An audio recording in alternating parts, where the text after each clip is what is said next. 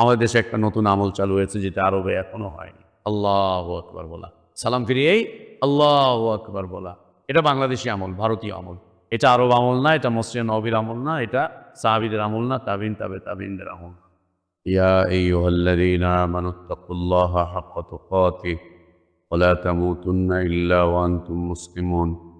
ইয়া আইয়ুহান নাসু ইত্তাকু রাব্বাকুমুল্লাযী খালাকাকুম মিন নাফসিন ওয়াহিদা وخلق منها زوجها وبث منهما رجالا كثيرا ونساء واتقوا الله الذي تساءلون به والأرحام إن الله كان عليكم رقيبا يا أيها الذين آمنوا اتقوا الله وقولوا قولا سديدا يصلح لكم أعمالكم ويغفر لكم ذنوبكم ومن يطع الله ورسوله فقد فاز فوزا عظيما أما بعد فإن خير الحديث كتاب الله وخير الهدي هدي محمد صلى الله عليه وسلم شر الأمور محدثاتها وكل محدثة بدعة كل بدعة ضلالة وكل ضلالة في النار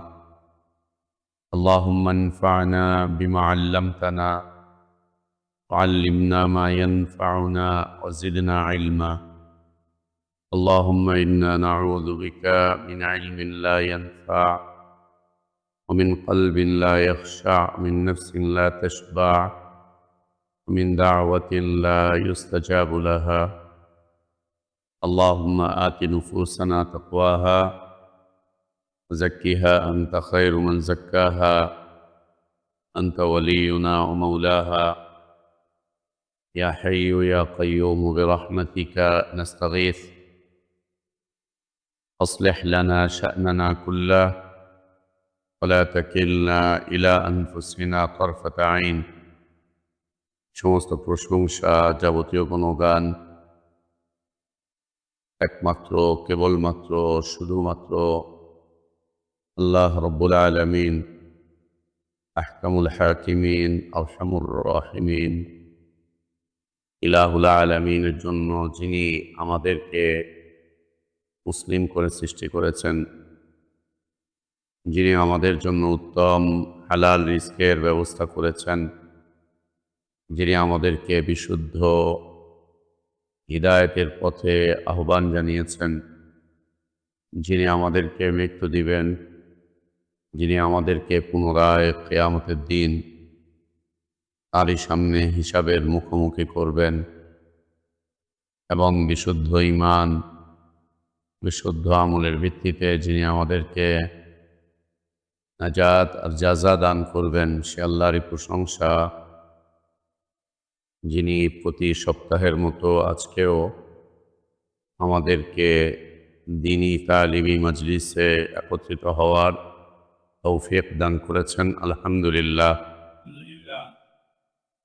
সালাতু সালাম আমাদের প্রিয় নবী মুহাম্মদুর রাসূলুল্লাহ সাল্লাল্লাহু আলাইহি ওয়া আলিহি ওয়াসাল্লামের প্রতি। আল্লাহ সুবহানাহু ওয়া তাআলা যাকে কল্যাণের আধার করে বিশ্ব মানবতার জন্য মুক্তির দূত করে পাঠিয়েছিলেন, যার আদর্শের বাস্তবায়ন করা প্রত্যেক জাতি, ধর্ম, বর্ণ নির্বিশেষে সকল শ্রেণী পেশার মানুষের জন্য ফরজ করে দেওয়া হয়েছে, যার আদর্শের বাস্তবায়ন প্রকৃত হিদায়াত, কল্যাণ, নাজাত আর সফলতার একমাত্র পথ। আল্লাহুম্মা সাল্লি আলা মুহাম্মদ ওয়া আলা আলি মুহাম্মদ কামা সাল্লাইতা আলা ইব্রাহিম ওয়া আলা আলি ইব্রাহিম ইন্নাকা হামিদুম মাজিদ।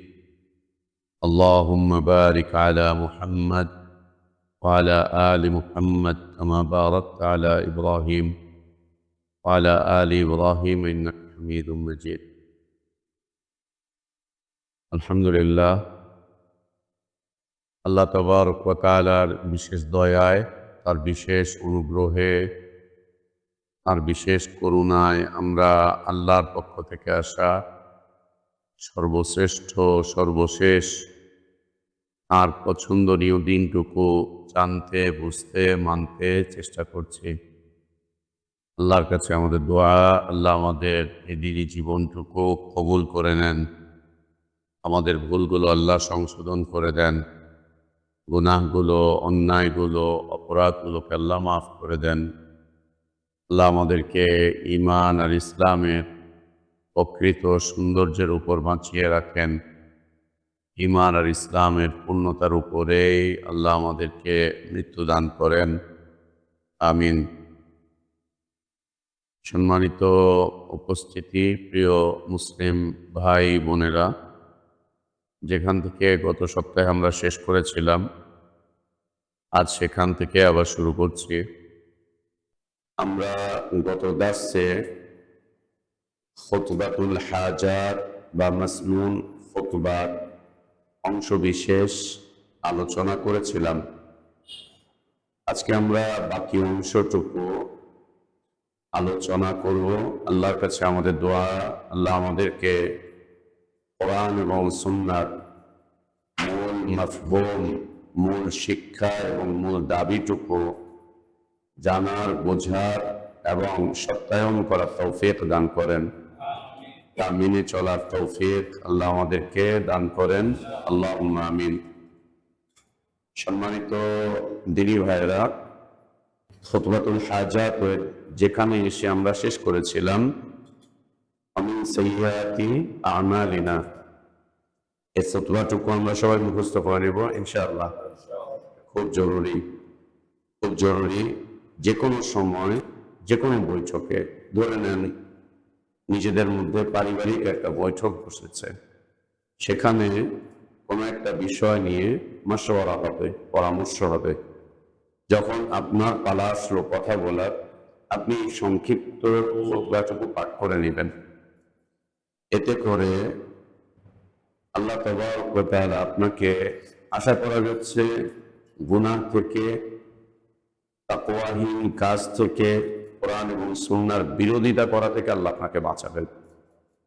শুরুতে খুতবাতুল হাজাত পাঠ করে নেওয়া, আর যখনই বৈঠকটা শেষ হবে তখন কাফারাতুল মাজলিস পড়ে নেওয়া।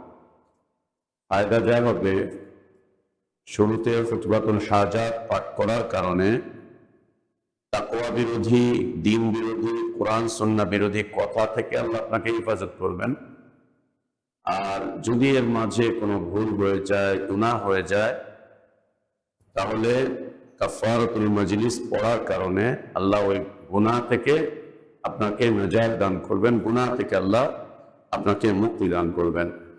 এজন্য এই দুটি দোয়া খুব জরুরি। একটি হচ্ছে খুতবাতুল হাজাত বা মাসনুন খুতবা, দ্বিতীয়টি হচ্ছে কাফারাতুল মাজলিস। কাফারাতুল মাজলিস বৈঠকের শেষে দোয়া, এটি আমরা অবশ্যই শিখে নিব এবং প্রতিটা দার্সেই আমরা অল্প অল্প কিছু কিছু বিষয়বস্তু আমরা আমাদের আলোচনায় থাকবে, সেগুলো আমরা আমাদের জেহনের মধ্যে জমিয়ে নেওয়ার চেষ্টা করব। জেহনের মধ্যে ওইটাকে আমরা বসিয়ে নেব ইনশাআল্লাহ। আল্লাহ তৌফিক দান করেন।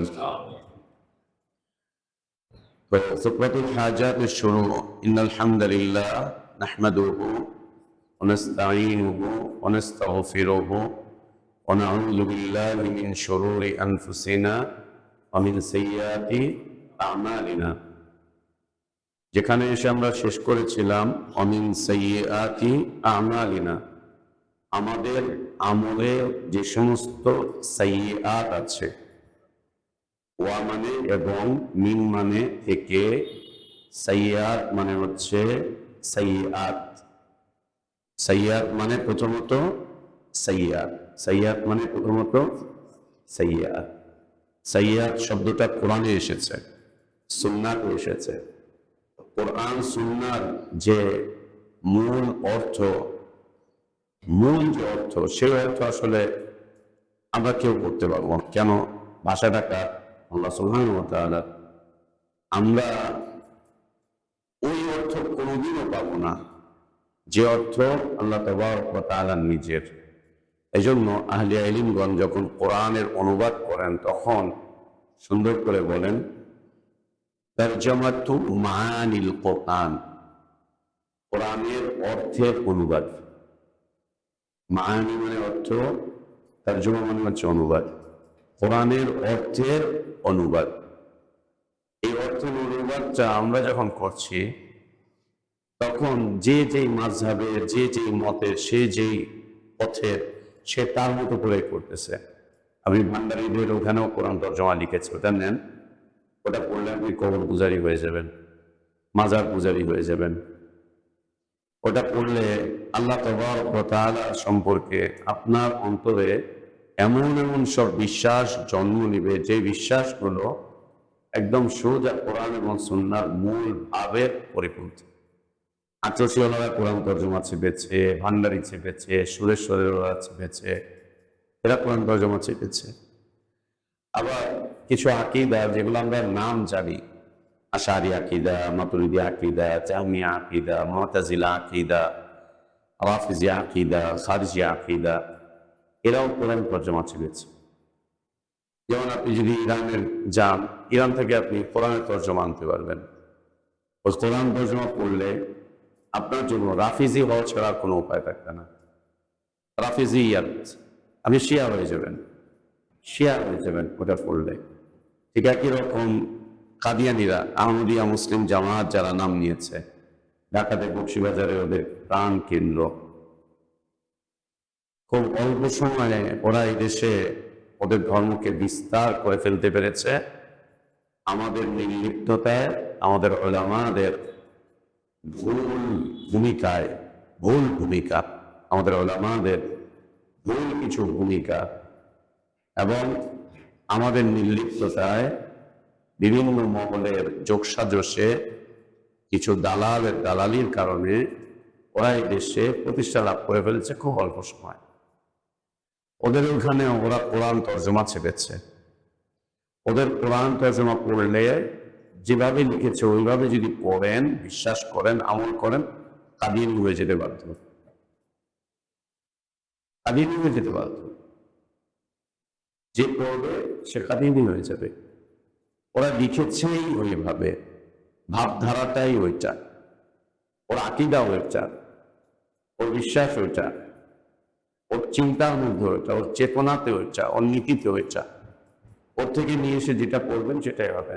ঠিক একই রকম ওই যে ইয়েরা আপনার মেথডওয়ালারা, মেথড যেন বুখারী মহাজাতক, কি বুখারী ওর নাম, কোয়ান্টাম মেথডের যে, হ্যাঁ কোয়ান্টাম মেথড, কোয়ান্টাম মেথড, ওই যে বিভিন্ন জায়গায় মাটির ব্যাংক টাকা ফেলে, হ্যাঁ যোগী যোগ করে, হ্যাঁ হ্যাঁ হ্যাঁ ইয়ে বুখারী কি যেন মহাজাত কি কি বুখারী যেন, যাই হোক, ওরা কোরআন তর্জমা চেপেছে। ওই কোরআন তর্জমা পড়লে যা লিখেছে তা যদি বিশ্বাস করেন, হিন্দু, বৌদ্ধ, খ্রিস্টান, মুসলমান চারটা ধর্মের কোনো পার্থক্য পাবেন না, সব এক, সব এক। ওদের কোরআন তর্জমা পড়লে, ওরা কোরআন তর্জমা লিখেছে, কোরআন অনুবাদ করেছে ওরা, এবং খুব সহজ করে পকেট সাইজ পর্যন্ত করে ফেলেছে, যাতে যে কোনো জায়গায় মনে হয় বসে পড়তে পারে, যে কোনো জায়গায়। হ্যাঁ, ওরা এই কোয়ান্টাম মেথড ওরা কোরআনের অনুবাদ লিখেছে। ওটা পড়লে ওয়াহদাতুল আদিয়ানে চলে যাবেন। ওয়াহদাতুল আদিয়ান হচ্ছে পৃথিবীর সব ধর্মই সত্য, সব ধর্মের বাণী ঠিক, সব ধর্মের কথা এক, যে যেটা পালন করবে করতে পারে, যে যেটা পালন করবে ওইটা দিয়েই সে নাজাত পাবে এবং জান্নাতে যাবে। দুনিয়ার কেউ জাহান্নামে যাবে না, কেউ জাহান্নামে যাবে না ওদেরটা পড়লে। সুবহানাল্লাহ। এজন্য আহলে ইলমগণ সুন্দর লিখেন যে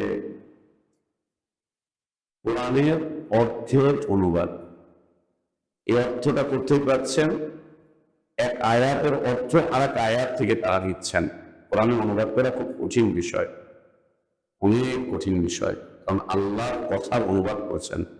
মানুষই মানুষের কথা অনুবাদ করতে পারে না ঠিক মতো, মানুষ ঠিক মতো মানুষের কথার অনুবাদ করতে পারে না, মানুষ ঠিক মতো মানুষের কথার ভাবার্থই ফুটিয়ে তুলে ধরতে পারে না। আপনি বলেন তো, আমরা যারা এখানে বিবাহিতরা আছি, আমরা যারা বিবাহিতরা আছি, আমাদের মনের সব কথা কি আমাদের স্ত্রীরা বোঝে? বোঝে? ঝগড়া লাগে কেন তাইলে? ঝগড়া কেন লাগে? আচ্ছা ঠিক আছে, বোনেরা তো উল্টা পাল্টা আবার মনে করবে, তো আমরাই কি আমাদের স্ত্রীদের মনের কথা পুরো বুঝি? না বোঝার কারণে ঝগড়া, বিবাদ, ঝামেলা। কখনো কখনো একটা বলে চলে আসছেন, বলে আসছেন, রাতে ফিরে গেছেন, ওইটা হলো কি ব্যাপার, তুমি এটা করো নাই? না তুমি তো বলো নাই। আরে আমি তো এই কথা বলে গেছি, আমি তো এটা বুঝি নাই। এরকম একদিন, দুদিন, 3 দিন, তারপরের দিন হলো ওষুধ নাই এর উপরে। হ্যাঁ, এরপরে হচ্ছে শুরু, এরপর হচ্ছে শুরু। কেন? মানুষই মানুষের কথার ভাবার্থ বোঝে না, বোঝে না। মানুষই মানুষের কথার অনুবাদ করতে পারে না, আল্লাহর কথার অনুবাদ কিভাবে করবে? কিভাবে করবে? এই জন্য আল্লাহ তাবারক ওয়া তাআলা কোরআনের কথা বলছেন সূরা কিয়ামতে, যে এই নবী, তুমি কোরআন আত্মস্থ করতে গিয়ে তাড়াহুড়া করতে যেও না, তুমি ধীরে ধীরে একে পাঠ করো। পাঠ করা তোমার কাজ, তোমার হৃদয়ে জমিয়ে দেওয়া আমার কাজ। ও আল্লাহ বলছেন কোরআন নাজিল করেছি আমি, এর ব্যাখ্যাও আমার। কোরআনের ব্যাখ্যা হচ্ছে নবী সাল্লাল্লাহু আলাইহি ওয়াসাল্লামের মুবারক সুন্নাহ। সুম্মা ইন্না আলাইনা বায়ানা, কোরআনের বর্ণনা দেওয়ার দায়িত্ব আমার।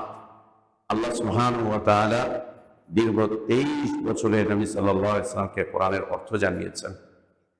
কোরআন নাজিল হয়েছে, জিবরীল আলাইহিস সালাতু ওয়াস সালাম কোরআন নিয়ে এসেছেন।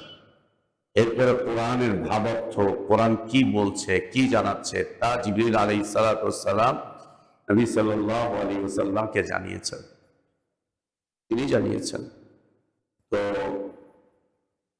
অর্থ সাইয়্যাত কোরআনুল কারীমের একটি শব্দ, এই শব্দ হাদিসেও এসেছে, হাদিসেও এসেছে। মানুষ অনেক সাইয়্যাতের সাথে জড়িত। সাইয়্যাতের ধারাবাহিক কিছু অর্থ। বড় বড় সাইয়্যাত, বড় বড় সাইয়্যাত কি? শিরক, কুফর, নাস্তিকতা, মুনাফিকি, মুরতাদ হয়ে যাওয়া, এগুলো হচ্ছে সাইয়্যাত। এগুলো হচ্ছে বড় বড় সাইয়্যাত। এগুলো অনেক বড় বড় সাইয়্যাত, জীবনের অনেক বড় বড় সাইয়্যাত, যাকে কাবিরা গুনাহ বলা হয়, বড় বড় সাইয়্যাত। এরপরে ধারাবাহিকতায় দেখেন চলে আসবে বিদআত। বিদআত, বিদআতের আবার কিছু প্রকারভেদ রয়েছে। আমাদের হুজুররা যেটা বলে ওইটা আসলে আমাদের উদ্দেশ্য না। হুজুররা কি বলে? হাসানা, সাইয়্যা, ওইটা আমরা বলি না। আহলে ইলমগণ, আহলুস সুন্নাহ ওয়াল জামাত এটা বলে না। আহলুস সুন্নাহ ওয়াল জামাত বিদআতকে 2 ভাগে ভাগ করেছেন। আহলুস সুন্নাহ ওয়াল জামাতের উলামাদের দৃষ্টিতে বিদআত 2 ভাগে বিভক্ত। একটি হচ্ছে মুকাফফারা, আরেকটি হচ্ছে মুফাসসাকা। মুকাফফারা হচ্ছে এমন কিছু বিদআত যা মানুষকে কাফের বানিয়ে দেবে, এমন কিছু বিদআত যা কাফের বানিয়ে দেবে, একদম কাফের বানিয়ে দেবে। এমন কিছু বিদআত যা মানুষকে কাফের বানিয়ে দেবে। যেমন কবর পূজা। ইসলামের নাম নিয়ে কবর পূজা করছে। কবর পূজার কিছু ধারাবাহিকতা নিয়ে এসেছে। কবরের সামনে যাও, ওইখানে গিয়ে এইটা করো, এইটা করো, এইটা করো, এইটা করো, কবর পূজা করছে, কাফের বানিয়ে দিচ্ছে। এমন কিছু বিদআত যা মানুষকে কাফের বানিয়ে দিবে, জেনে বুঝে ইচ্ছা করে আল্লাহ এবং তার রাসূলের নামে মিথ্যা জাল হাদিস বর্ণনা করছে, ইচ্ছা করে করছে, ইচ্ছা করে, এবং সেগুলোর উপরে মানুষ আমল করছে। এমন কিছু বিদআত যা ব্যক্তিকে কি বানিয়ে দেয়? কাফের বানিয়ে দেয়, ব্যক্তিকে কাফের বানিয়ে দেয়। আকীদার ক্ষেত্রে, আমলের ক্ষেত্রে কাফের বানিয়ে দেয়। এমন কিছু বিদআত। পীর ধরেছে, ধরার পরে পীরকে গিয়ে সিজদা করছে। ইসলাম পীরকে সিজদা করছে। এমন কিছু বিদাত, যে বিদাত মানুষকে কি বানিয়ে দেয়? কাফের বানিয়ে দেয়। দ্বিতীয়ত হচ্ছে এমন কিছু বিদাত যা মানুষকে পাপিষ্ঠ বানায়, যা মানুষকে পাপিষ্ঠ বানায়। মিলাদ করছে মসজিদে, এত কিছু জানেও না, হুজুর বলছে মিলাদ হবে, কারণ হুজুর বসে বসে আল্লাহুম্মা সাল্লি আলা পড়তেছে, ওর সাথে ও পড়তেছে, বেচারা জানেও না, বেচারা বোঝেও না, সাধারণ করে আল্লাহ নবীর নামে দুরূদ পাঠ করতেছে, কিন্তু এদের সাথে বসে করতেছে, এদের সাথে বসে করতেছে। বিদাতই করে, যা কুফরের দিকে নেয় না, কিন্তু কি বানিয়ে দেয়? গুনাহগার বানিয়ে দেয়, পাপিষ্ঠ বানিয়ে দেয়। এই দুইকে এক করে দেখার কোনো সুযোগ নেই। মুকাফফারা আর মুফাসসাকা, দুইটাকে এক করে দেখার কোনো সুযোগ নেই। মুকাফফারা মানুষকে গায়রুল্লাহর ইবাদতের দিকে নিয়ে যাবে, আল্লাহ ছাড়া অন্যের ইবাদত করাবে, অন্যের ইবাদতের দিকে ধাবিত হবে, গায়রুল্লাহকে সিজদা করবে, গায়রুল্লাহর নামে জবাই করবে, গায়রুল্লাহর উপরে তাওয়াক্কুল করবে, গায়রুল্লাহর কাছে দোয়া করবে, ফরিয়াদ করবে, সবকিছু করবে আল্লাহ ছাড়া অন্যের কাছে। এটা হচ্ছে কাফির হয়ে যাবে। তবে সে যে কাফের হবে, তাকে আপনি কাফের ডাকতে পারবেন না। কেন? সে নিজের কুফুরের স্বীকৃতি দেয় না, সে লা ইলাহা ইল্লাল্লাহ দেয়। কাজটা কুফুরি, কিন্তু ব্যক্তিকে কাফের বলার সুযোগ নেই। ব্যক্তিকে কাফের বলতে পারবেন না। আমাদের কিছু অতিমাত্রায় বুঝের ভাই ব্রাদার আছে, যাকে তাকেই কাফের, যাকে তাকেই কাফের, কাফের কাফের কাফের কাফের কাফের কাফের, ওইটা বলে ওই কাফের, ওইটা বলে ওটা কাফের, ও বিদাত করে ও কাফের। না না না, কাজটা কুফরি, কাজটা কুফরি, কিন্তু ব্যক্তি কাফের নাও হতে পারে, ব্যক্তি কাফের নাও হতে পারে। ব্যক্তিকে কাফের ফতোয়া দেওয়ার কোনো সুযোগ নেই, কোনো সুযোগ নেই ব্যক্তিকে কাফের ফতোয়া দেওয়া। কেন? ও কিছু কুফরি কাজ করে, আবার ওকে দেখা যায় ও মসজিদে এসে সালাত আদায় করছে, ও লা ইলাহা ইল্লাল্লাহ স্বীকৃতিও দিচ্ছে। এক্ষেত্রে কি ঘটনা? ওরা ইলমের অভাব, দ্বীনি মানুষের সঙ্গের অভাব, অনেক কিছু, অনেক কিছু। ও যদি কাফের নাও হয়ে থাকে, আর আমরা যদি ওকে কাফের বলে ফেলি, তাহলে একজন মুসলিমকে এত বড় অপবাদ দেওয়ার কারণে আমাদেরকে আল্লাহর আদালতে অপরাধীর কাতারে দাঁড়াতে হবে, অপরাধীর কাতারে দাঁড়াতে হবে। দ্বিতীয়ত নবী সাল্লাল্লাহু আলাইহি ওয়াসাল্লাম বলেছেন, যে ব্যক্তি কোনো মুসলিমকে কাফের বলবে, সে যদি কাফের না হয়, তাহলে এই কুফরের ফতোয়া তার দিকে ফিরে যাবে, তার দিকে ফিরে যাবে। এই জন্য আমরা কখনোই কাউকে তাকফির করবো না, ইনশাআল্লাহ কখনোই কাউকে তাকফির করবো না। কাজটা কুফরি, এটা আমাকে জানতে হবে। কবর পূজা অবশ্যই শিরক, মাজার পূজা অবশ্যই শিরক, এই কাজগুলো অবশ্যই শিরক, কাজটা শিরক, কাজটা কুফরি, কিন্তু ব্যক্তি কাফের নাও হতে পারে, ব্যক্তি কাফের নাও হতে পারে। তাকে কাফের বলতে হলে তার সাথে দীর্ঘদিন আলোচনা করতে হবে, ইলম দিতে হবে, এই ব্যবস্থাপনা রাখতে হবে, অনেক কিছু করার পরে গিয়ে এরপর আবার এই বিষয়টা উলামাদের উপরে পড়তে হবে। কোরআন সুন্নাহ যে সমস্ত বিজ্ঞ উলামাগণ আছেন তাদের উপরে পড়তে হবে। আমরা যারা সাধারণ মানুষ আছি, এটা আমাদের দায় দায়িত্ব না, এটা আমরা বলতে পারবো না। তবে কাজটা কুফরি, এটা বিশ্বাস রাখতে হবে। কুফুরকে কুফুর জানা, শিরককে শিরক জানা, হারামকে হারাম জানা, এটা প্রত্যেক মুসলিমের উপরে ওয়াজিব, এটা যেন সে জানে। তো সাইয়্যাত, বিদাত, বিদাত আমরা কয় প্রকার বললাম? দুই প্রকার, একটা হচ্ছে মুকাফফারা আর একটা হচ্ছে মুফাসসাকা। মুফাসসাকা ফাসিক বলি না, ফাসিক ফাসিক, হ্যাঁ, মুফাসসাকা, মিম ফা সিন কফ গোলতা, মুফাসসাকা ফাসিক বলি না, এমন কাজ যা মানুষকে ফাসিক বানিয়ে দেয়, মুফাসসাকা। তো এটা হচ্ছে একটা। তাহলে বড় ধরনের দুইটা অপরাধ আমরা পেলাম। একটা হচ্ছে কুফরি, শিরক, নাস্তিক হয়ে যাওয়া, মুরতাদ হয়ে যাওয়া, মুনাফিক হয়ে যাওয়া। এটা একটা বড় মাপের সাইয়্যাত, অনেক বড় ধরনের সাইয়্যাত এটা। হ্যাঁ, দ্বিতীয় বড় সাইয়্যাত হচ্ছে বিদআত।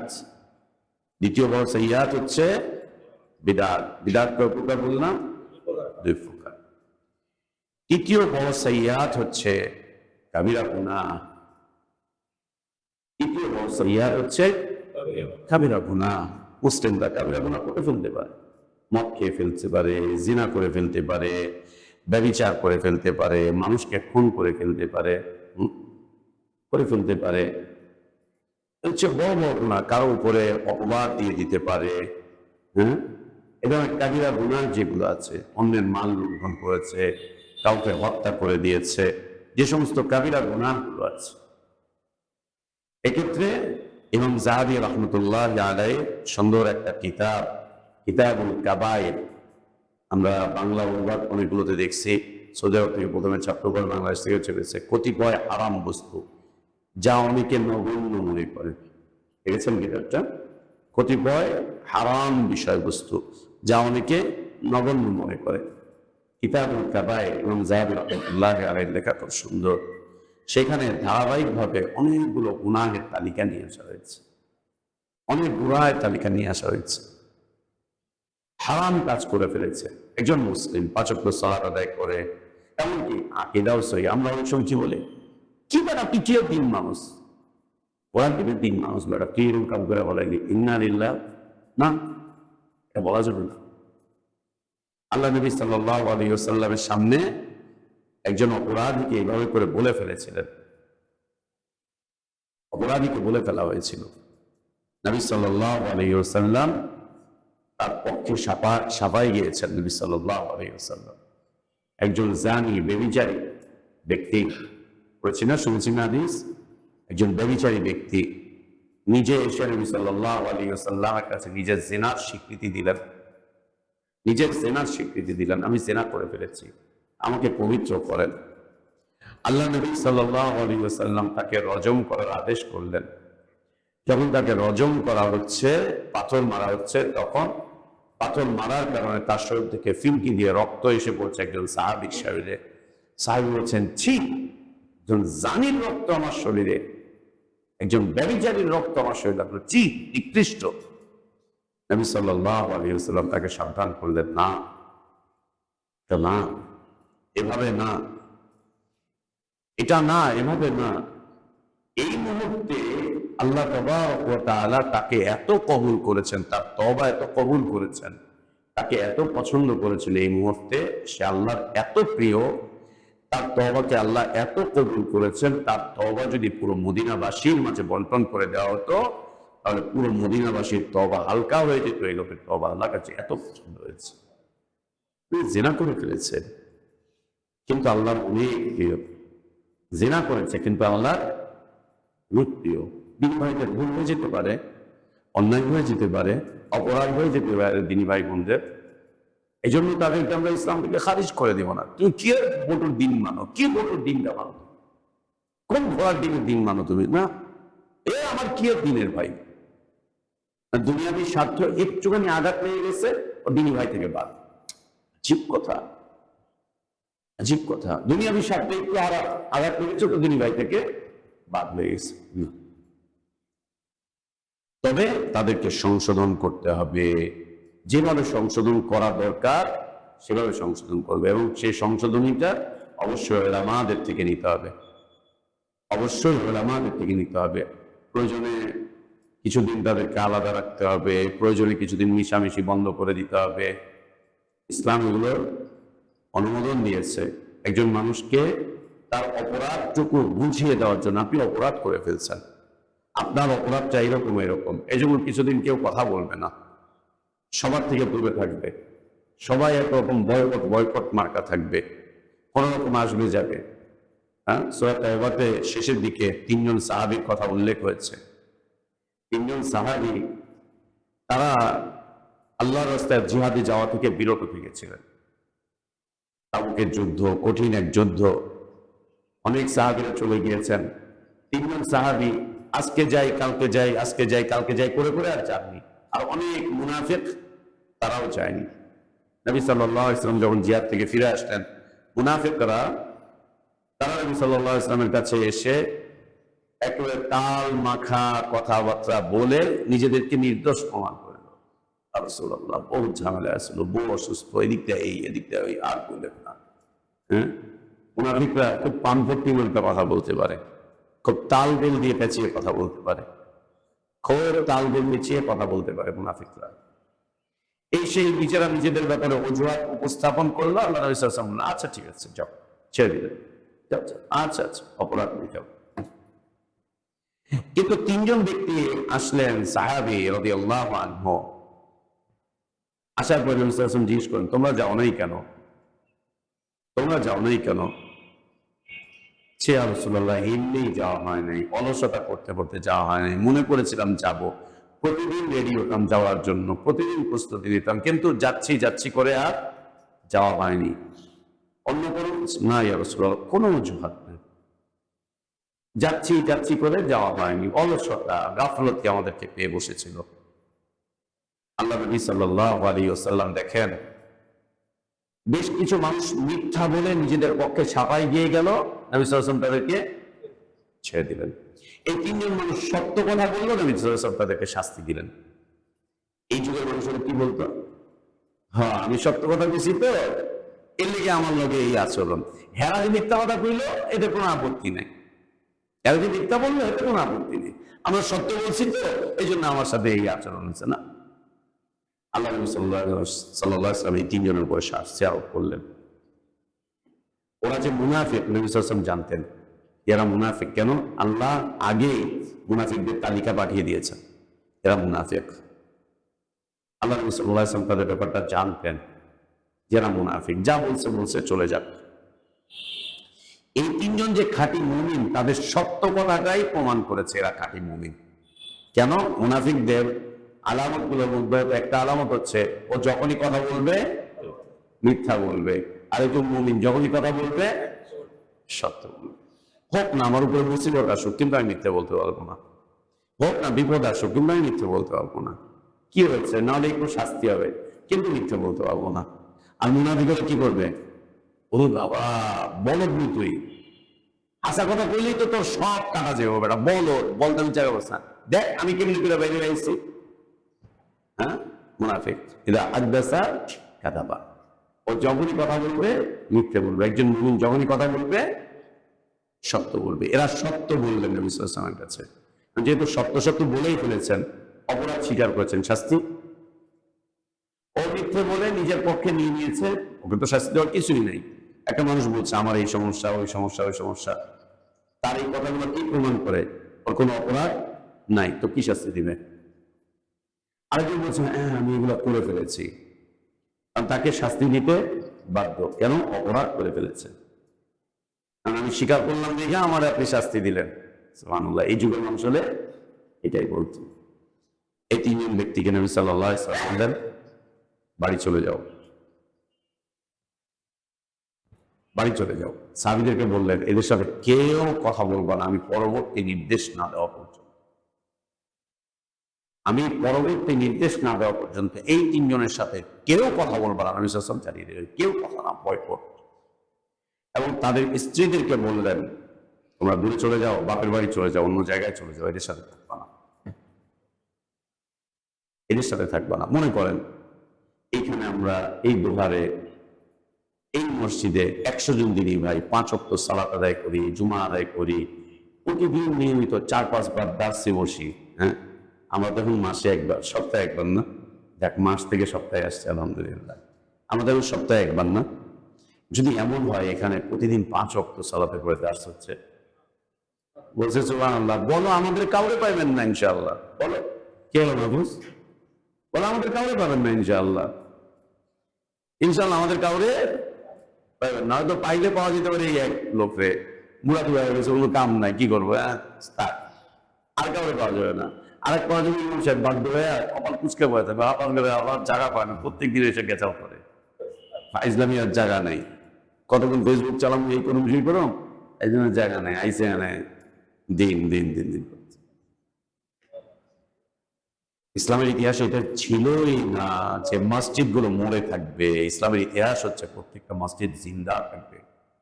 বাজার মরতে পারে, মসজিদ যেন না মরে। আর আমাদের হালাত হচ্ছে মসজিদ মরে গিয়েছে, বাজার জিন্দা হয়ে গেছে। বাজার জিন্দা হয়েছে, মসজিদ মরে গেছে।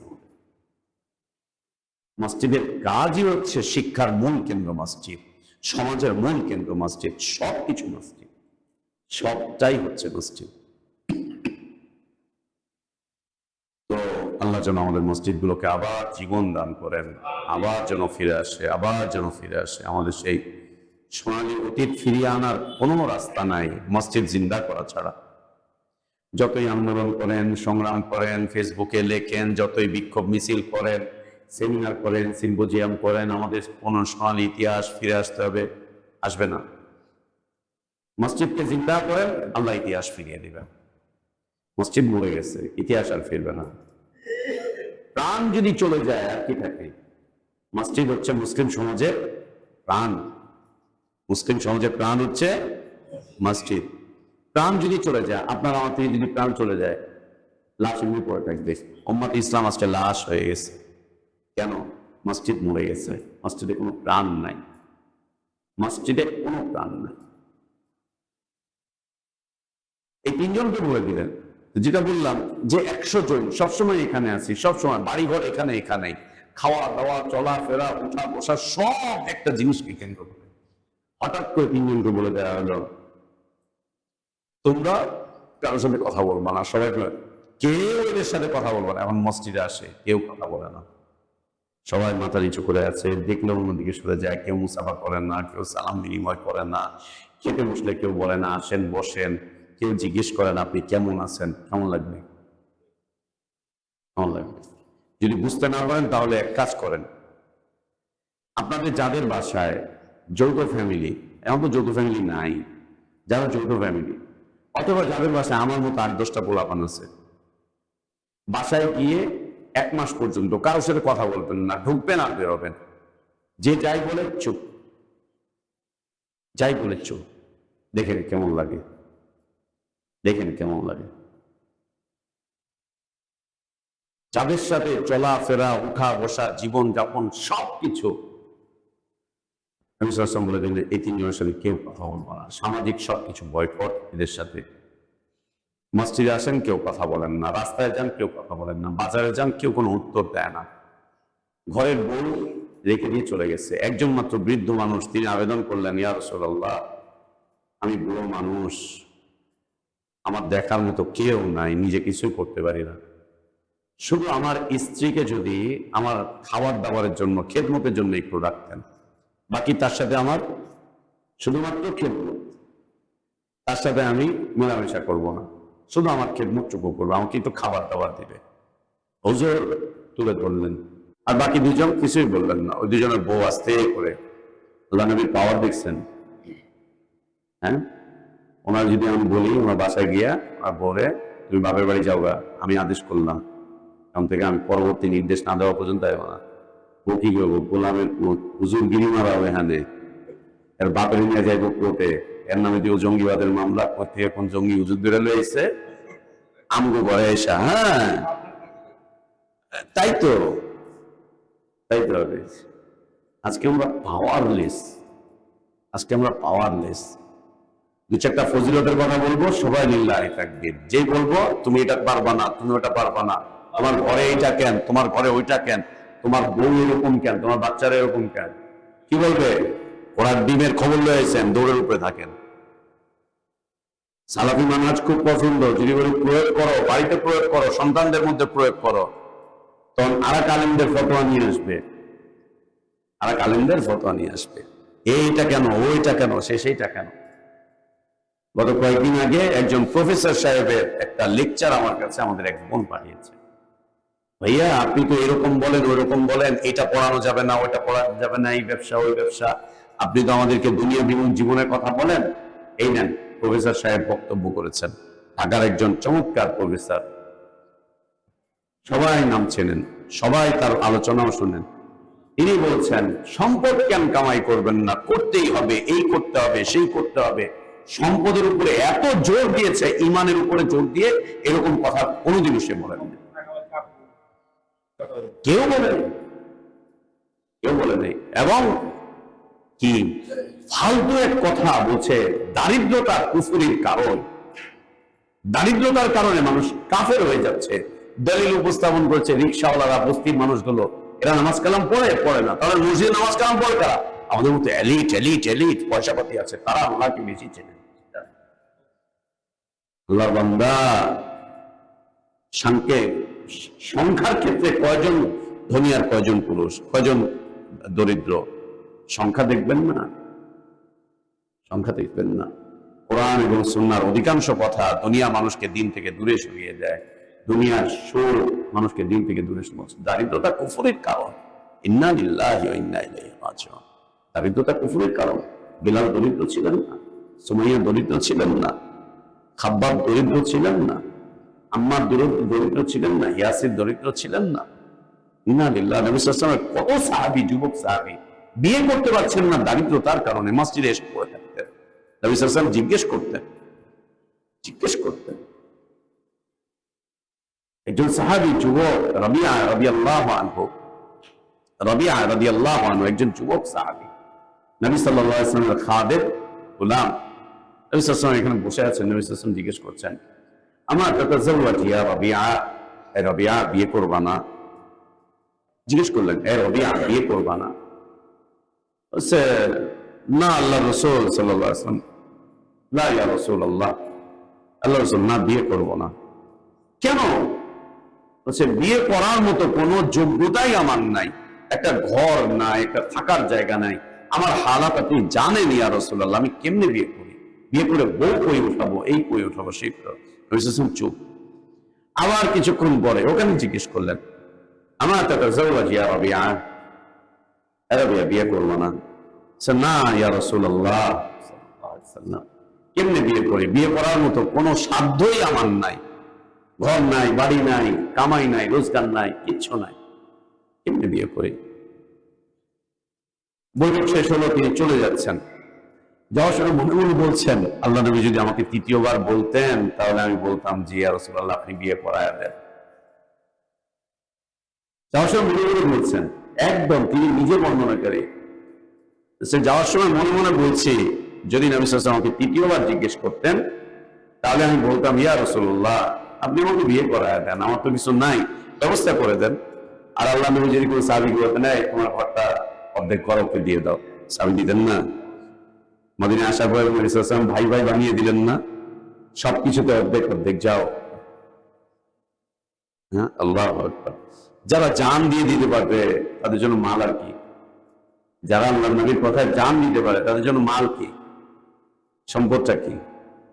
সম্পদ তো জানের চাইতে বড় না, জান দিয়ে দিতে পারছেন।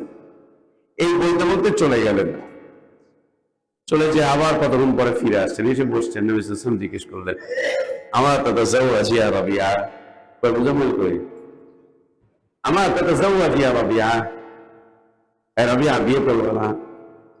বুঝাবেন, বিয়ে করবো না, বিয়ে করবো না, বিয়ে করবো না। দেখো, ওর মতো ব্যবসায়ী আমার বলে বিয়ে করায় দেন। হ্যাঁ, আসার পরে নবী সাল্লাল্লাহু আলাইহি ওয়াসাল্লাম তৃতীয়বার জিজ্ঞেস করছেন, আমার তাতাযাওয়াজ ইয়া রাবিয়া, রাবিয়া বিয়ে করবো না? তখন তিনি বলছেন, ইয়া রাসূলুল্লাহ, আমার হালাত আমার চাইতে আল্লাহ এবং আপনি ভালো জানেন।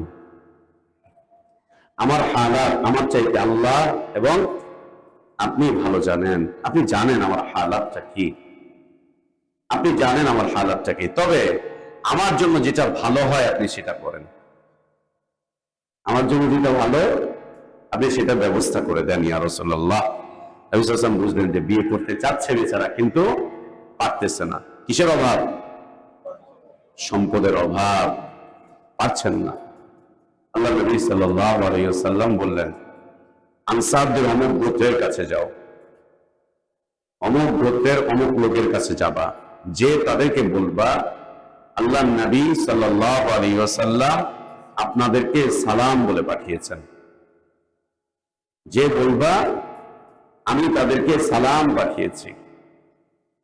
এটা বলার পরে তাদেরকে বলবা, আল্লাহ নবী সাল্লাল্লাহু আলাইহি ওয়াসাল্লাম বলেছেন আপনাদের মেয়েকে আমার সাথে বিয়ে দিয়ে দিতে। এ কথা বলবা। উনি আর দেরি না করে উঠে চলে গেলেন, গিয়ে ঠিক ওই বাড়িতে গেলেন, গিয়ে বললেন আমি আল্লাহ নবী সাল্লাল্লাহু আলাইহি ওয়াসাল্লামের পক্ষ থেকে এসেছি। যেই কথা বলছেন যে আমি নবী সাল্লাল্লাহু আলাইহি ওয়াসাল্লামের কাছ থেকে এসেছি, তিনি আমাকে পাঠিয়েছেন, সাথে সাথে বলছেন যে মারহাবান বিরাসূলিল্লাহ ওয়া বিরাসূলি রাসূলিল্লাহ, আল্লাহর রাসূল সাল্লাল্লাহু আলাইহি ওয়াসাল্লামকে আমার বাড়িতে স্বাগতম এবং আমার বাড়িতে আল্লাহর রাসূলের দূতকে স্বাগতম। এই বলে এই ফকিরকে, মিসকিনকে একদম ভিতরে নিয়ে চলে গেলেন সম্মানের সাথে। এখানে আল্লাহ রাসূল তো আসেন নাই, আল্লাহ রাসূল যান নাই, কিন্তু আল্লাহ রাসূলের কি দিয়েছে কথা, কি সম্মান। বলছেন মারহাবান বিরাসূলিল্লাহ ওয়া বিরাসূলি রাসূলিল্লাহ সাল্লাল্লাহু আলাইহি ওয়াসাল্লাম, আমার বাড়িতে আল্লাহর রাসূলকে এবং আল্লাহর রাসূলের দূতকে স্বাগতম। স্বাগতম মেহমান হিসেবে সম্মান করে তাকে ভিতরে নিচ্ছেন। তখন তিনি বললেন আল্লাহ রাসূল সাল্লাল্লাহু আলাইহি ওয়াসাল্লাম আপনাদেরকে সালাম পাঠিয়েছেন। এছাড়া খুশি হয়ে গেলেন যে আল্লাহর রাসূল আমাকে সালাম পাঠিয়েছেন। তারপর বলেন কি ব্যাপার, নবী সাল্লাল্লাহু আলাইহি ওয়াসাল্লাম আমার পক্ষ থেকে আপনার মেয়ের জন্য বিয়ের প্রস্তাব দিয়ে পাঠিয়েছেন, বলেছেন বিবেচনা করতে। আপনার মেয়ের ব্যাপারে বিয়ের প্রস্তাব দিয়ে পাঠিয়েছেন, বলেছেন বিবেচনা করতে। যে কথা বলছেন তখন বাড়ির লোক বলছেন যে আল্লাহ রাসূল সাল্লাল্লাহু আলাইহি ওয়াসাল্লামের মেহমানকে আমরা অপমান করতে পারবো না, পদস্থ করতে পারবো না। আর তার স্ত্রী বললেন আল্লাহ রাসূল সাল্লাল্লাহু আলাইহি ওয়াসাল্লামের পাঠানো এই প্রস্তাবকে আমরা কিভাবে ফিরিয়ে দেই, এই সাধ্য কি আমাদের আছে? এই বলে তারা বিয়ের আয়োজন করলেন, তাকে বিয়ে দিয়ে দিলেন। যার সাথে বিয়ে হলো তিনি আনসারদের ধনী একজন মানুষ। দারিদ্রতা এই সাহাবীকে কাফের বানিয়ে দিয়েছিল। দারিদ্রতার কারণে তার বিয়ে বন্ধ হয়েছিল না বিয়ে হয়েছে? কি শোনাইলো হুজুর আমাদের, প্রফেসর সাহেব কি শোনাইলো ভাই, কি শোনাইলো আমাদেরকে, কি বুঝালো আমাদেরকে?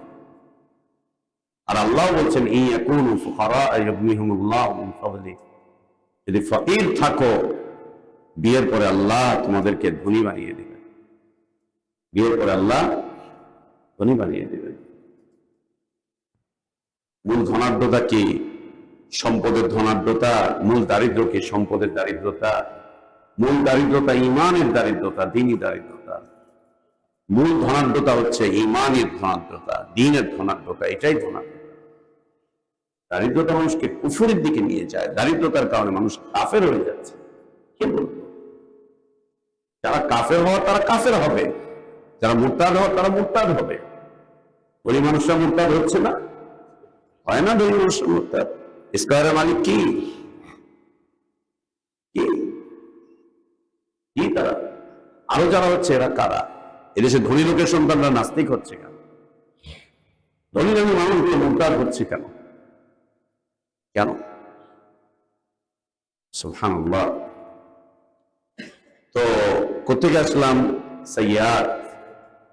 সাইয়্যাত কাবিরা গুনাহগুলো হচ্ছে সাইয়্যাত। কাবিরা গুনাহের দুই প্রকার, একটা হচ্ছে কাবিরা গুনাহ বড় বড় কাবিরা গুনাহ, আর একটা হচ্ছে সগীরা গুনাহ। তো বড় কাবিরা গুনাহ এটাও সাইয়্যাত, আবার সগীরা গুনাহ এটাও সাইয়্যাত। উম্মুল মুমিনিন আয়েশা সিদ্দিকা রাদিয়াল্লাহু আনহা তিনি বলছেন যে আল্লাহ রাসূল তোমরা যে সমস্ত গুনাহগুলোকে সগীরা গুনাহ বলছো, আয়েশা রাদিয়াল্লাহু আনহা তিনি একদিন বলছেন যে তোমরা যে সমস্ত অন্যায়গুলোকে, গুনাহগুলোকে, পাপগুলোকে সগীরা গুনাহ বলছো, ছোট গুনাহ, ছোট গুনাহ বলে কোনো পাত্তাই দিচ্ছ না, ধরো এমন আর কি পাত্তাই দিচ্ছ না। আল্লাহ নবী সাল্লাল্লাহু আলাইহি ওয়াসাল্লামের জীবদ্দশাতে আমরা এগুলোকে আমাদের জন্য ধ্বংসকারী জানতাম। ছোট ছোট গুনাহগুলোকে আমরা আমাদেরকে ধ্বংসকারী হিসাবে জানতাম, যেগুলো আমাদের জন্য ধ্বংসের কারণ। ধ্বংসের কারণ এগুলো আমাদের জন্য ধ্বংসের কারণ। মনে রাখতে হবে গুনাহ উম্মতকে ধ্বংসের দিকে নিয়ে যাবে, পাপ উম্মতকে ধ্বংসের দিকে নিয়ে যাবে। ধ্বংসের দিকে নিয়ে যাবে। এজন্য ছোট হোক বড় হোক গুনাহ থেকে বেঁচে থাকতে হবে। অমিন সাইয়্যাতি আমালিনা, আমাদের আমলের যে সমস্ত সাইয়্যাত গুলো আছে, এক্ষেত্রে আমলের সাইয়্যাত মানে ইমাম বুখারী ইমাম মুসলিম রাহিমাহুমুল্লাহ তারা উভয় যে হাদিসগুলো বর্ণনা করেছেন এগুলোকে বলা হয় মুত্তাফাকুন আলাই হাদিস। মুত্তাফাকুন আলাই হাদিস, এই মুত্তাফাকুন আলাই হাদিসের একটা কিতাবের সংকলন আল-লু'লু ওয়াল মারজান। এই আল-লু'লু ওয়াল মারজানে কিতাবুল ঈমান নামে একটা অধ্যায় সংকলন করেছেন। সেখানে প্রায় 139টার মতো হাদিস একসাথে করা হয়েছে, যা ইমাম বুখারী এবং মুসলিম রাহিমাহুল্লাহ একত্রিত করেছেন। সেখানে কয়েকটা হাদিস নিয়ে আসা হয়েছে। সে হাদিসগুলোতে আমলকে ঈমান বলে উল্লেখ করা হয়েছে, আমলকে ঈমান বলে উল্লেখ করা হয়েছে, আবার ঈমানকে আমল বলে উল্লেখ করা হয়েছে। বোঝানো হয়েছে যেটা ঈমান সেটাই আমল, যেটা আমল সেটাই ঈমান, যেটা আমল সেটাই ঈমান, যেটা ঈমান সেটাই আমল, সেটাই আমল। আমাদের কিছু ব্যক্তিরা দুইটাকে আলাদা করে দেখার চেষ্টা করছেন। দুইটাকে আলাদা করে দেখার সুযোগ নেই, দুটাকে আলাদা করে দেখার কোনো সুযোগ নেই। আবার সুযোগ আছে শুধু অর্থের ক্ষেত্রে। আমল মানে কর্ম, ঈমান মানে বিশ্বাস, অর্থের ক্ষেত্রে। প্রত্যেকটা বিশ্বাসই তার আমলকে পরিচালনা করে, প্রত্যেকটা আমলের কারণে তার ঈমান বৃদ্ধি পায় অথবা ঈমান নিচে যায়। ঈমান আর আমল দুটাকে এক করে দেখিয়েছেন ইমাম বুখারী এবং মুসলিম রাহিমাহুল্লাহ। তাদের বর্ণিত হাদিসগুলো আমলকে ঈমান বলা হয়েছে, ঈমানকে আমল বলা হয়েছে। মনে করেন আমরা এখন ঈমান নিয়ে কিছু আলোচনা করছি, এটা আমল না? ঈমান নিয়ে কিছু আলোচনা করছি, এটা আমল না? তো আমল। ঈমান বিষয়ে আলোচনা করছি, এটা আমল না? তো আমল, আমল। ঈমান চর্চা করছি, এটা আমল না? আমি আল্লাহকে এক বলে বিশ্বাস করি, এটা আমার আমল না? এটা আমার আমল, এটা আমার আমল। তো অমিন সাইয়্যাতি আমালিনা, আমাদের আমলের যে সমস্ত সাইয়্যাত গুলো আছে, আমলের যে সমস্ত সাইয়্যাত গুলো আছে, অর্থাৎ আমরা আমাদের আমলি জীবনে যে সমস্ত গুনাহগুলো করে ফেলি সেগুলোর ব্যাপারে আমরা কার কাছে আশ্রয় চাচ্ছি? আল্লাহ সুবহানাহু ওয়া তাআলার কাছে আশ্রয় চাচ্ছি। সেগুলোর ব্যাপারে আমরা আল্লাহ সুবহানাহু ওয়া তাআলার কাছে আশ্রয় চাচ্ছি। এই সাইয়্যাতি আমালিনা এগুলোকে এই 4-5টা ধারাবাহিকতা মনে রাখতে হবে। হ্যাঁ, এক নম্বর হচ্ছে যা জান্নাতকে হারাম করে দেয়, এমন কিছু আমল যা জান্নাতকে, নাস্তিকতা, জান্নাত হারাম, জান্নাত হারাম, শিরক, জান্নাত হারাম, সেটি কর্ম করলে করে না মানুষ। এরপরে একইভাবে মুরতাদ হয়ে যাওয়া, জান্নাত হারাম, কুফরি, জান্নাত হারাম, মুনাফিকি, জান্নাত হারাম, একইভাবে সালাত পরিত্যাগ করা, জান্নাত হারাম। এটা প্রথম ধাপ। এরপরে বিদআত, বিদআতের মধ্যে মুকাফফারা, যা কুফরের দিকে নিয়ে চলে যাবে, একদম কুফরের দিকে নিয়ে চলে যাবে, একেবারে কুফরের দিকে নিয়ে যাবে, মুকাফফারা। এরপরে হচ্ছে মুফাসসাকা, এরপরে হচ্ছে কাবিরা গুনাহগুলো। কাবিরা গুনাহ দুই প্রকার, ছোট এবং বড় কাবিরা গুনাহগুলো। এরপরে হচ্ছে আরো কিছু ছোট ছোট গুনাহ আছে যেটা আমরা অন্তরে অন্তরে করে থাকি। যতক্ষণ না ওই কাজটা আমরা করে ফেলছি ততক্ষণ পর্যন্ত আল্লাহ আমাদেরকে ক্ষমা করবেন। যখনই করে ফেলবো আল্লাহ আমাদেরকে গুনাহ লিখবেন। মনে রাখবেন, এই যে মিন সাইয়্যাতি আমালিনা, এর মধ্যে আমাদের, ভাই কথা বলেন না তো, কথা বলেন না। জি, আমরা যে সমস্ত সাইয়্যাতি আমালিনা এর অন্তর্ভুক্ত কিন্তু আমাদের পারিবারিক অনেক গুনাহ। আপনার স্ত্রীর সাথে আপনি খারাপ আচরণ করছেন, সন্তানদেরকে আপনি দ্বীনি শিক্ষায় শিক্ষিত করছেন না, এটাকে আপনি কিছু মনেই করেন না, আপনি এটাকে কিছু মনেই করেন না। আপনার সন্তান বেদিন হয়ে যাচ্ছে, আপনি এটাকে কিছু মনেই করেন না। আপনার সন্তানকে আপনি আধুনিক শিক্ষায় শিক্ষিত করছেন, আপনি কিছু মনেই করছেন না। মনে রেখেন, কাফের দেশগুলোতে যে সমস্ত মুসলিমরা তাদের সন্তানরা কাফের হয়ে গিয়েছে, একদিন দুই দিনে হয় নাই, দীর্ঘদিনের শিক্ষার কুপ্রভাবে ধীরে ধীরে ধীরে ধীরে কাফের হয়ে গেছে। আপনি মনে করছেন আপনার সন্তানকে আপনি আধুনিক শিক্ষায় শিক্ষিত করছেন, বাড়িতে বসে শুধু দিন শেখাবেন। ওই শিক্ষায় শিক্ষিত হতে গিয়ে যে পরিবেশের মধ্যে ও যাচ্ছে, ধীরে ধীরে এই পরিবেশ আস্তে আস্তে আস্তে আস্তে আমাদের দেশে আস্তে আস্তে আস্তে আস্তে এখন কোথায় এসে ঠেকেছে? এই যে নারী সংস্কার কমিশনের রিপোর্ট দেখেন না, কি এটা, এরা কারা কারা লিখেছে এগুলো? ইন্ডিয়া থেকে হিন্দু হায়ার করে নিয়ে এসে এগুলো লিখেছে? হিন্দুরা এসে লিখেছে এগুলো? জি, কারা লিখেছে এগুলো? রাশিয়া থেকে নাস্তিক ভাড়া করে এনে লিখেছে এগুলো? কারা লিখেছে? এরা কাদের কাদের শিক্ষায় শিক্ষিত? কাদের কাছে লেখাপড়া করেছে এরা? এই প্রভাব ধীরে ধীরে চাপে, ধীরে ধীরে যাবে। এই প্রভাব ধীরে ধীরে চলে যাবে, যাবে, ঠেকাতে পারবেন না, আটকাতে পারবেন না। আপনি আটকাতে পারবেন না, ঠেকাতে পারবেন না, ধীরে ধীরে চলে যাবে। এবং আমরা যারা বিভিন্নভাবে নিজেদের শিক্ষাকে ইসলাম এবং আধুনিকতা দুইটাকে একত্রিত করার চেষ্টা করছি, এর প্রভাব হয়তো আপনি দুনিয়াতে থাকে হয়তো দেখতে পাবেন না, কিন্তু যেই বাচ্চাটা এই শিক্ষায় শিক্ষিত হচ্ছে, ওর পরবর্তী প্রজন্ম এই ফলাফল ভোগ করবে। ওর পরবর্তী প্রজন্ম এই ফলাফলটা ভোগ করবে, একদম ভোগ করবে। এর ফলাফল তারা ভোগ করবে, একদম ভোগ করবে তারা। কোনো উপায় নেই, ভোগ করার ছাড়া কোনো উপায় নেই। পরবর্তী প্রজন্ম ধীরে ধীরে দেশের সামাজিক পরিবেশ পরিস্থিতি ধীরে ধীরে ইসলামের দিকে আসতেছে না, নিয়ে যাচ্ছে উন্নতি না খারাপের দিকে? খারাপের দিকে। আমাদের হাত থেকে লাগাম ছুটে গেছে, আমরা পারছি না, ধরে রাখতে পারছি না। পারা সম্ভব না, আমাদের পারা সম্ভব না। আমাদের শিক্ষা এর কোমর ভেঙে দেওয়া হয়েছে, এর পাঁজর ভেঙে দেওয়া হয়েছে, এর মেরুদণ্ড ভেঙে চুরে চুরমার করে দেওয়া হয়েছে আমাদের শিক্ষা। এটা নিয়ে আমার বিক্ষোভ মিছিল করে কোনো ফায়দা নেই, এটা নিয়ে সেমিনার করে কোনো ফায়দা হবে না, এটা নিয়ে রাস্তায় চিল্লা পাল্লা করে হরতাল অবরোধ করে কোনো ফায়দা হবে না। ফিরে যেতে হবে আবার নিজেদের দিকে, স্বল্প পরিসরে হোক, অল্প অল্প করে হোক, নিজেদের দিকে আবার ফিরে যেতে হবে। কাউকে একজনকে হাল ধরতে হবে। কেউ একজন যদি হাল ধরে, ইনশাআল্লাহ আগামী 20-30-40 বছর পরে এর ফলাফল ভোগ করবো আমরা। আমি না পারি, আমাদের সন্তানরা ভোগ করবে। আমরা না পাই, আমাদের সন্তানরা ভোগ করবে, কিন্তু শুরু করে যেতে হবে। আল্লাহ যেন আমাদেরকে শুরু করার তৌফিক দান করেন। কোনো উপায় নাই, কোনো উপায় নাই, কোনো উপায় নাই। শেষ হয়ে যাচ্ছি আমরা, বরবাদ হয়ে যাচ্ছি আমরা। তো সাইয়্যাত আমালিনা এর অন্তর্ভুক্ত কিন্তু নিজেদের ঝগড়া বিবাদ, এগুলো সব গীবত করছি, শিকায়ত করছি, ঝগড়াঝাটি করছি, দিদি ভাইদের মধ্যে গ্যাঞ্জাম বাজিয়ে দিচ্ছি, আজে বাজে কাজ করছি, সব সাইয়্যাতে আমালিনার অন্তর্ভুক্ত, সব সাইয়্যাতে আমালিনার অন্তর্ভুক্ত। এই বিষয়ে কার কাছে আত্মসমর্পণ করতে হবে?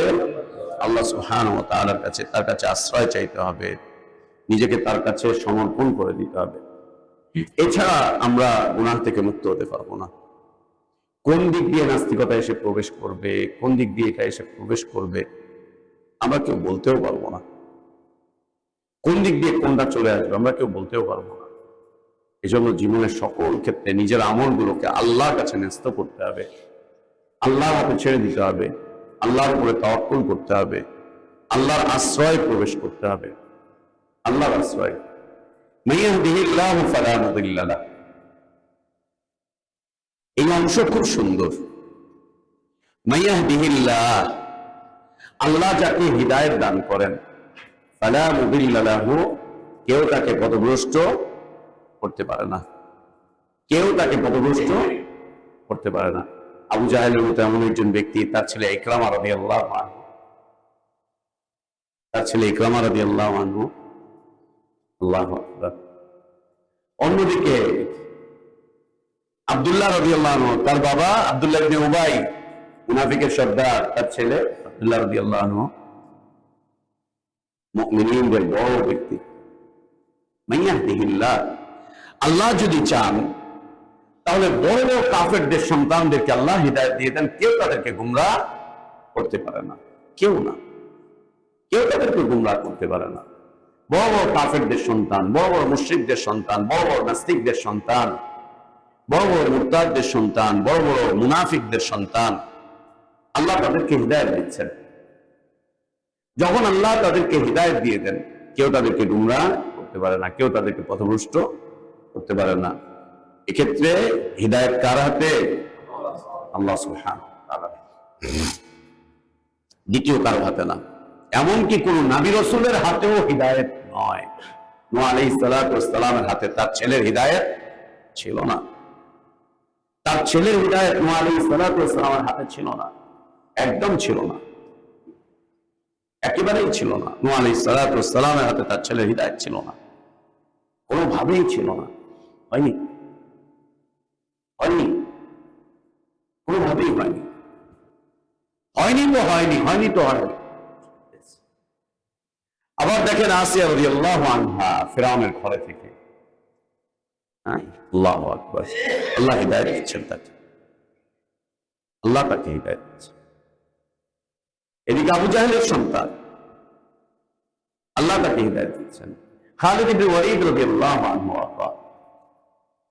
কতগুলো দিন মুসলিমদের বিরুদ্ধে কাজ করতে করতে যুদ্ধ বিগ্রহ কত কিছু করলেন, অতবার আল্লাহ যখন তাকে হিদায়াত দিয়েছেন কেউ তাকে। উহুদের যুদ্ধে খালিদ ইবনে ওয়ালিদ রাদিয়াল্লাহু আনহুর মাধ্যম দিয়ে যে বিশাল ঘটনা ঘটে গেল, যে বিপর্যয় হলো, যে বিপর্যয় হলো, আল্লাহু আকবার। বাহ্যিকতায় কি বলে, এই লোকের হিদায়াত কি বলে? আল্লাহ নবী সাল্লাল্লাহু আলাইহি ওয়াসাল্লাম তাই বলেছিলেন। উহুদের যুদ্ধে যখন নবী সাল্লাল্লাহু আলাইহি ওয়াসাল্লাম আক্রান্ত হলেন, তার দাঁত ভেঙে গেল, শরীরটা রক্তে রঞ্জিত হলো, কি কষ্টের মধ্যে তিনি পড়ে গেলেন। একটা পর্যায়ে নবী সাল্লাল্লাহু আলাইহি ওয়াসাল্লাম বললেন, কাইফা ইফলাহু কওমান শাজ্জু নবিয়াহুম, ওই জাতি কেমনে হিদায়াত পাবে যে জাতি তাদের নবীকে এভাবে করে আহত করে, রক্ত ঝরায়। হ্যাঁ, ওদের যুদ্ধের ইতিহাস খুব মর্মান্তিক ইতিহাস। চোখের সামনে সাহাবীদের লাশ পড়ে আছে, চোখের সামনে সাহাবীদের লাশ গুনে গুনে গুনে গুনে দেখা হচ্ছে। নবী সাল্লাল্লাহু আলাইহি ওয়াসাল্লাম বাছাই করতে বলছে কে কে কে কে কে, চোখের সামনে লাশ। আমরা আমাদের স্বাভাবিক মৃত সন্তানদের লাশই দেখতে পারি না, স্বাভাবিক মৃত বাবার লাশই আমরা ধরতে কষ্ট হয়। আর সেখানে আল্লাহ, আর আল্লাহ নবী সাল্লাল্লাহু আলাইহি ওয়াসাল্লাম তিনি তার সাহাবীদেরকে এত ভালোবাসতেন যে তার মা বাবাও তাদেরকে এত ভালোবাসতো না।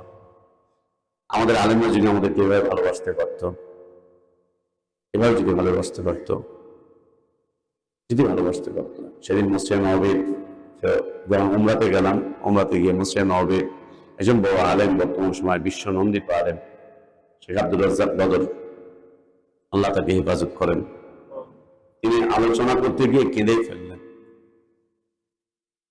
কেঁদে ফেলার কারণ ছিল তার সামনে সব যুবকরা বসা, মদিনার ছাত্ররা, বিভিন্ন মসজিদের আলেমরা, তার দার্সে সব হচ্ছে আলেম ওলামারা বসে, সব আলেম ওলামারা বসে।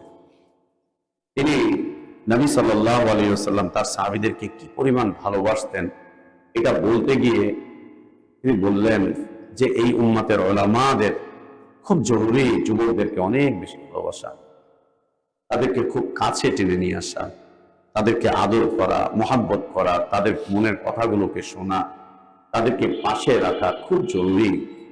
এবং তিনি বলতে গিয়ে বললেন যে এই সময় যে পরিমাণ ফিতনা, আল্লাহ নবী সাল্লাল্লাহু আলাইহি ওয়াসাল্লামের সময় এত ফিতনা ছিল না, এত ফিতনা, মিডিয়ার এই ফিতনা ওই সময় ছিল, এই অশ্লীলতা বেহায়াপনার এই ফিতনা ওই সময় ছিল, এরকম ফিতনা ওই সময় ছিল না। না মিডিয়ার ফিতনা, না সংস্কৃতির জগতের ফিতনা, এই ধরনের এইভাবে করে ছিল না। একজন যুবক চাইলেও নিজের ঈমান ধরে রাখতে পারে না, কি কষ্ট, কি কষ্ট। তিনি বলছিলেন আল্লাহ নবী সাল্লাল্লাহু আলাইহি ওয়াসাল্লামের সময় এত বেশি ফিতনা ছিল না, হাতে গোনা কয়েকটা ফিতনা ছিল, আর এখন চতুর্দিক থেকে ফিতনা আসতেছে।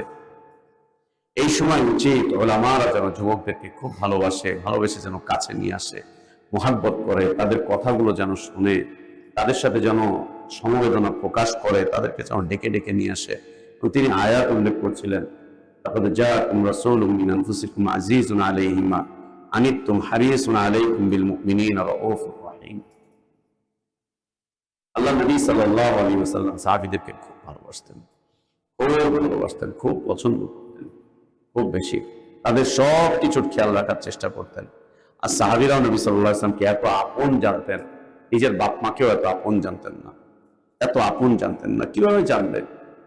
যার মাধ্যম দিয়ে নীতি পাচ্ছেন, আদর্শ পাচ্ছেন, শিক্ষা পাচ্ছেন, দীক্ষা পাচ্ছেন, যার মাধ্যম দিয়ে দুনিয়াতে মাথা উঁচু করে দাঁড়াবার মতো রাস্তা পাচ্ছেন, সম্মান এবং মর্যাদার জীবন পাচ্ছেন, যার মাধ্যম দিয়ে আখিরাতে জাহান্নাম থেকে মুক্তি পাচ্ছেন, জান্নাতের যাওয়ার রাস্তা দেখছেন, কাকে আপন মনে করবেন না তো কাকে আপন মনে করবেন? কাকে আপন মনে করবেন? আল্লাহ নবী সাল্লাল্লাহু আলাইহি ওয়াসাল্লাম এই যখন আক্রান্ত হলেন, আহত হলেন, লাশের সারি সামনে, উহুদ পাহাড় থরথর করে কাঁপছে, রক্তাক্ত সাহাবীরা নবী সাল্লাল্লাহু আলাইহি ওয়াসাল্লামের সামনে পড়ে আছেন।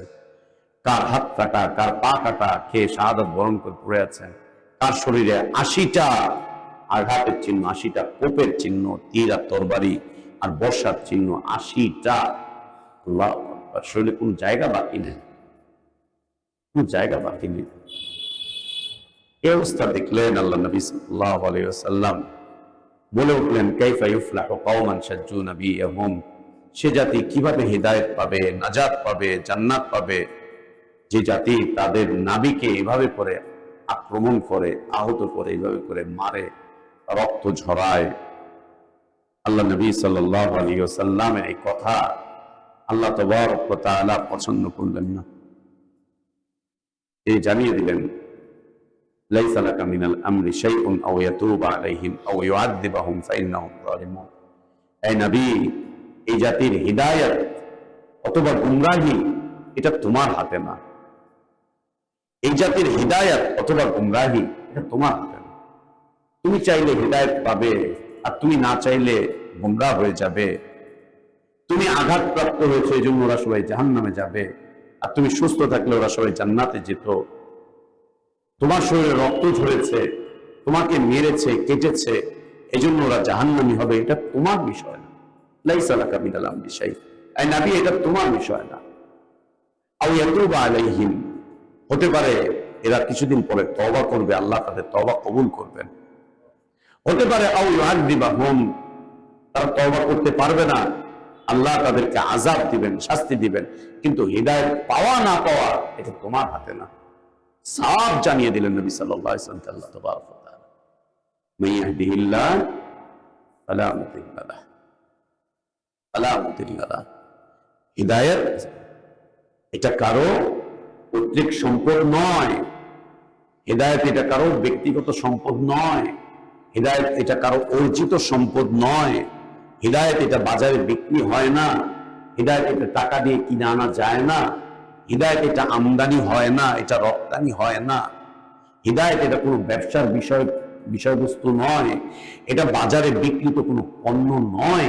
হিদায়াত বিলকুল না। এটা কোথা থেকে আসে?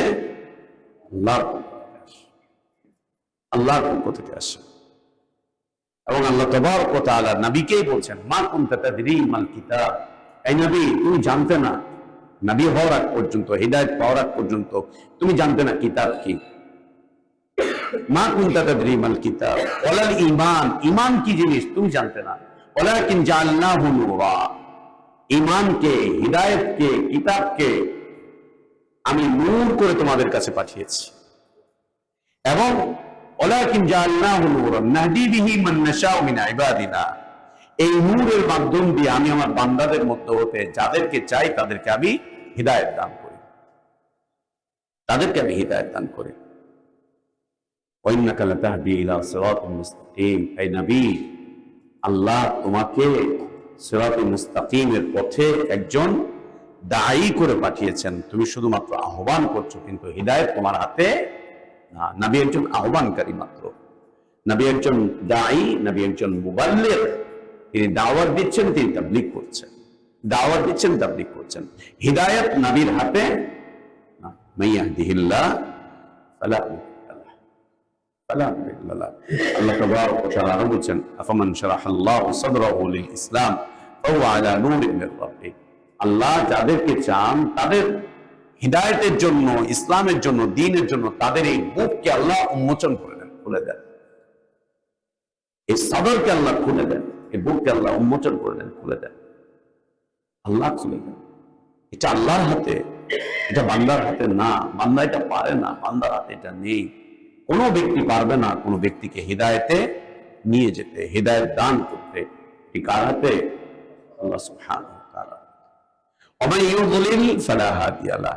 আর আল্লাহ যাদেরকে গুমরাহ করে দেন তাদেরকে কেউ হিদায়ত দিতে পারে না। ইব্রাহিম আলাইহিস সালাতু ওয়াস সালামের বাপ, আবুল আম্বিয়া, তিনি নবীদের বাবা, অনেক নবী রাসূলের পিতা তিনি, অথচ তার বাপ আযর। আল্লাহ আকবার, আল্লাহ আকবার। কেন? আল্লাহ গুমরাহ করে দিয়েছেন। আল্লাহ যাকে গুমরাহ করে দেন ফালা হাদিয়া লাহ, তাকে কেউ হিদায়াত দিতে পারে না। হতে পারে সে নবীর বাবা, হতে পারে সে নবীর স্ত্রী, হতে পারে সে নবীর সন্তান, সে নবীর সন্তান। আল্লাহ নবী সাল্লাল্লাহু আলাইহি ওয়া আলিহি ওয়াসাল্লামকে একবার সাহাবী প্রশ্ন করলেন, ইয়া রাসূলুল্লাহ, আপনার চাচা আবু তালেব আপনার জন্য এত কিছু করেছে। নবী সাল্লাল্লাহু আলাইহি ওয়াসাল্লামের চাচা আবু তালেব নবী সাল্লাল্লাহু আলাইহি ওয়াসাল্লামের নিরাপত্তার জন্য মক্কাতে সবচাইতে বেশি ত্যাগ তিনি স্বীকার করেছিলেন যতদিন তিনি বেঁচে ছিলেন।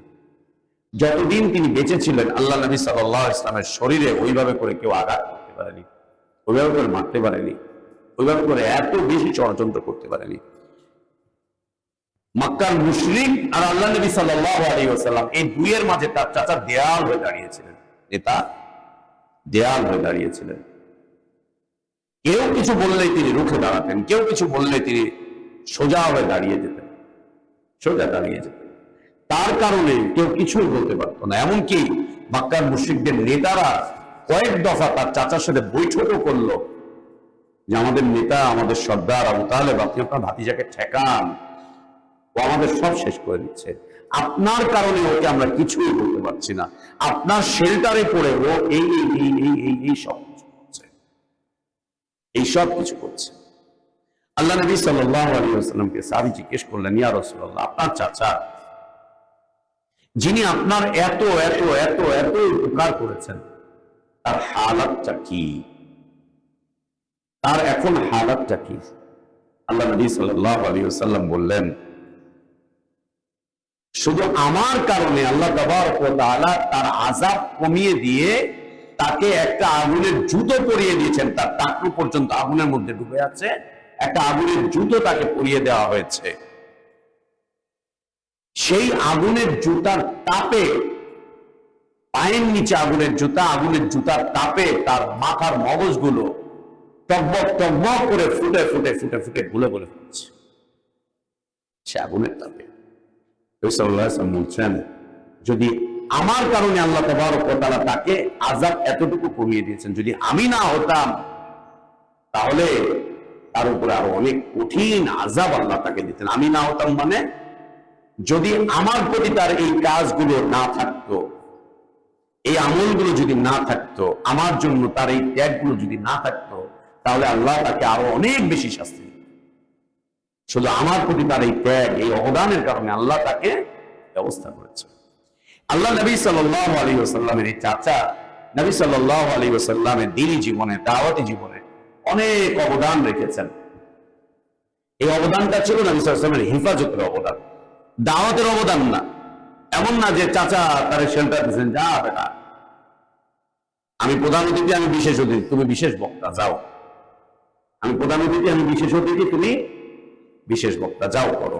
না না না, নবী সাল্লাল্লাহু আলাইহি ওয়াসাল্লামের হেফাজতের দিকে তিনি খেয়াল করেছিলেন। সেটা কি? আমার ভাতিজা, আমার গোষ্ঠী, আমার রক্ত, এই ব্যাস, আর কিছু না। আমার ভাতিজা, আমার গোষ্ঠী, আমার রক্ত, আমার রক্ত। তো তাকে নিয়ে অনেক কথা আছে, নবী সাল্লাল্লাহু আলাইহি ওয়াসাল্লাম হাদিসের অনেক কথা, ইতিহাসের সিরাতের কিতাবে অনেক কথা তাকে নিয়ে। তো খুব অবদান রাখা এই মানুষটি নবী সাল্লাল্লাহু আলাইহি ওয়াসাল্লাম খুব কামনা করছিলেন যে আল্লাহ তাকে হিদায়াত দান করুক, আল্লাহ তাকে হিদায়াত দান করুক। আল্লাহ নবী সাল্লাল্লাহু আলাইহি ওয়াসাল্লাম খুব কামনা করছিলেন যে আল্লাহ যেন তাকে হিদায়াত দান করেন। যখন তিনি মৃত্যু মুখে শায়িত, মৃত্যু শয্যায় শায়িত, মৃত্যু মুখে পতিত, নবী সাল্লাল্লাহু আলাইহি ওয়াসাল্লাম সংবাদ শুনলেন যে তার অবস্থা খুব খারাপ। আল্লাহ নবী সাল্লাল্লাহু আলাইহি ওয়াসাল্লাম ছুটে আসলেন, এসে দেখলেন মক্কার নেতারা তার চতুর্দিক ঘিরে দাঁড়িয়ে আছে। মক্কার নেতারা তার চতুর্দিকে ঘিরে দাঁড়িয়ে আছে। নেতা মরতেছে, আর এক নেতারা দেখতে এসছে। নবী সাল্লাল্লাহু আলাইহি ওয়াসাল্লাম চলে গেলেন, গিয়ে তার চাচাকে বললেন যে চাচা লা ইলাহা ইল্লাল্লাহ সাক্ষ্য দাও, চাচা লা ইলাহা ইল্লাল্লাহ সাক্ষ্য দাও, লা ইলাহা ইল্লাল্লাহ সাক্ষ্য দাও। চাচাকে কানে কানে বললেন আল্লাহ নবী সাল্লাল্লাহু আলাইহি ওয়াসাল্লাম। চাচা নবী সাল্লাল্লাহু আলাইহি ওয়াসাল্লামের কথা শুনলেন, শোনার পর নবী সাল্লাল্লাহু আলাইহি ওয়াসাল্লামের দিকে তাকালেন, আবার নেতাদের দিকে তাকালেন, আল্লাহ নবীর দিকে তাকালেন, নেতাদের দিকে তাকালেন।